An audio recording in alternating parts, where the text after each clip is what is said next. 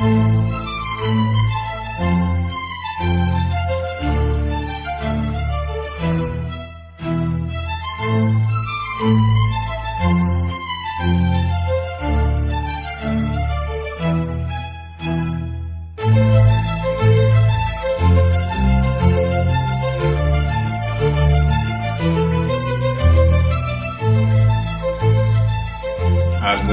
سلام و خیر مقدم دارم خدمت همه مدعوین گرامی و خوش آمد میگم حضورشون رو به موزه فرش ایران. قالی که ما میخوایم امروز راجبش صحبت کنیم چه قالی هستش؟ روی کرد به گذشته در سنت قالی بافی ایران تو این یکی دو دهه گذشته خیلی تقویت شده. من همیشه تصورم این بود که قالی های گروه سالتینگ که در موزه فرش 4 تا از اونها رو ما داریم، هیچ موزه‌ای در دنیا اینجور نیست، اینا ریزبافترین فرش‌های عصر صفوی هستند. بعد که این قالی رو دیدم و نمونه‌های دیگه‌ای که حالا متعاقباً دیدم نه اینجور نیست. این قالی رد شمارش کمی بیش از 60. اولین چیزی که بودش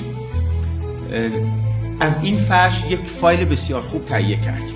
تجربه‌ای که ما با آقای صفری داشتیم فکر می‌کنیم که ضرورت این زمان فرش ایران در این حوزه به کدوم یکی از اینا میتونه بیشتر باشه؟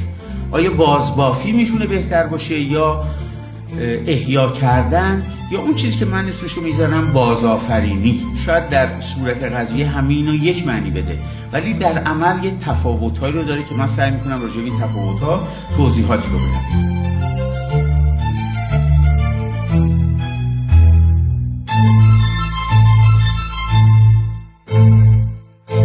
وقتی که میگیم داریم احیا میکنیم این باید ادامه پیدا کنه، یعنی باید بره جلو، باید دیده بشه یا اون کسی که اومده این احیا رو انجام داده در مراحل بعدی بتونه این رو پرزنت کنه، معرفی کنه، ویژگی‌هاش رو بگه، نمایشگاه بذاره، دیگران هم ببینن و این تبدیل به یک جنبش بشه.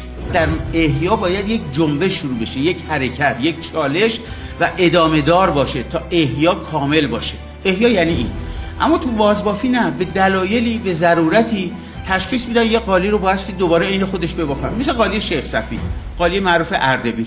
یه زمانی در سازمان میراث فرهنگی حدود دهه 70 بود، تصمیم گرفتن این قالی رو یا قالی معروف چلسی رو بازبافی کنن.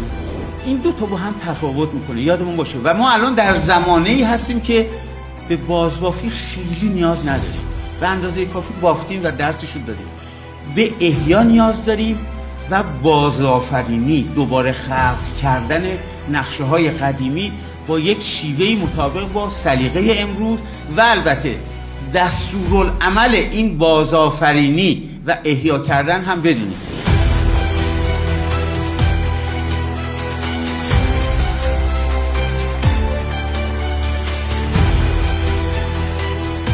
ما این قالی رو با 12 رنگ بافتیم در ردشماری بین 65 تا 72 تا خدمتتون عرض کردم و 12 رنگ. دیگه دلیل ندیم تعداد رنگ رو بیشتر کنیم، نزدیک به خود قالی اصلی که گفتم به زحمت به 15 تا برسیم. و بخش سخت این کار شاید اصراری هم نباید می‌داشتیم که بخوایم زمینه این قالی رو تا اونجایی که ممکنه مثل اصلش سرمه‌ایش یک دست بشه. کار سختی هستش ولی خوشبختانه یک رنگرز بسیار عالی، بسیار خوب، درجه 1 از نسل همون رنگرزایی که شاگرد رنگرزان کلیمی سنندج بودن. شاید چیزی هولوش 4 با طول کشید تا بتونه این 12 رنگ ما رو، این اون چیزی که مورد نظر ما هستش برای این ورژن، یعنی زمینه سرمه‌ای که بیشترین شباهت رو به قالی اصلی داره، برامون رنگامیزی کنه. ما این کار رو شروع کردیم و با مشکلاتی هم مواجه بودیم، اما حدود مثلا 60 سان اومد بالا، آقای صفری یه تصمیم دیگه گرفتن که کار رو سخت‌تر کرد. گفتن این انقدر خوب داره بافته میشه، من میخوام یکی دیگه هم درست کنم. بنابراین بلافاصله اومدیم و یه زمینه لاکی هم چون نقشه رو داشتیم آماده کردیم. پشمم یه مقدار زیاد تدارک دیده شده بود، اومدیم زمینه لاکیش هم آماده کردیم. من واقعا امیدی نداشتم که هر دوتای اینا رو بتونیم به آخر برسونیم. دی ماه 97 شروع شد و با فاصله 4 ماه هم ورژن سرمه‌ایش و هم ورژن به اصطلاح لاکیش رو شروع کردیم به بافت.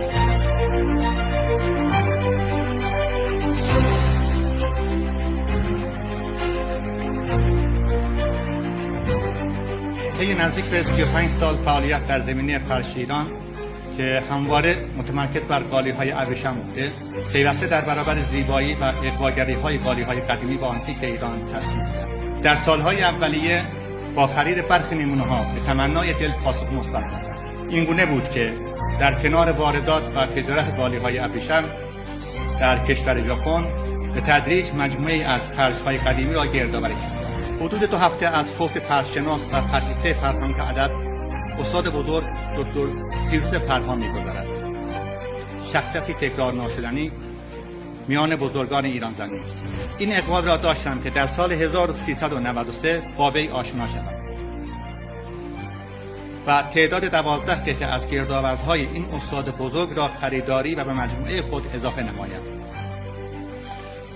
به پاسداشت این بزرگ مرد یکی از قاله‌های مذکور را که با شماره 3 در نمایشگاه طبقه دوم موزه خواهید دید به یاد او به موزه فرش ایران اهدا می‌کنم. بدون هیچ گونه توضیح اضافه فقط به این بسنده می‌کنم که شاید، تکرار می‌کنم شاید، این دو قالی بتوانند در این زمان ملاحظات فنی و هنری در رویکرد به سنت‌های قالی اصیل ایران در سبک شهری بافت به ویژه در موضوع مواد اولیه، رنگرزی، طرح و حتی بخش تکمیل را دوباره برای طراحان، بافندگان و تولید کنندگان و همچنین نسل جوان و نورسیده به دنیای فرش آشکار نمود. از نزدیک هر دو قالی رو من دیدم و کاملا به جزئیات قالی‌ها دقت کردم و دیدم که کارگردانی هنری و اجرایی آقای ژوله واقعا شایسته ستودن است. ارزش کارگردان در قالی بافی چیزی است که تا به حال بهش توجه نشده و باید بهش توجه بشه. اگر بخوایم مصداقی رو برای این به شما نشان بدیم که الان موجود باشه، همین الان که ما اینجا نشستیم، همین کاری است که آقای ژوله آقای صفری کردن. آقای صفری به عنوان پاترون به لحاظ سرمایه‌گذاری و حمایتی که کردن که این پاترون ها در طول تاریخ فقط کسانی نبودن که در تجارت فرش کار میکردن. بسیاری از این پاترون ها فرمان روایان کشور بودن. یعنی اگر رضا شاه نبود قالی اماقلی هم نبود.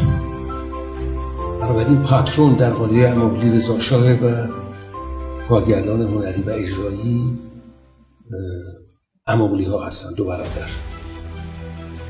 طراحا اماقلی ها نبودن، ولی بدون اماقلی ها طراحان نمیتونستن طرحشون رو تبدیل به قالی بکنن. محتشم ورد زبان ماست. همه میدونیم که محتشم طراح نبوده، ولی قالی بدون نام محتشم ارزش پیدا نمیکنه. محتشم یک طراح نیست، یک کارگردان هنری است.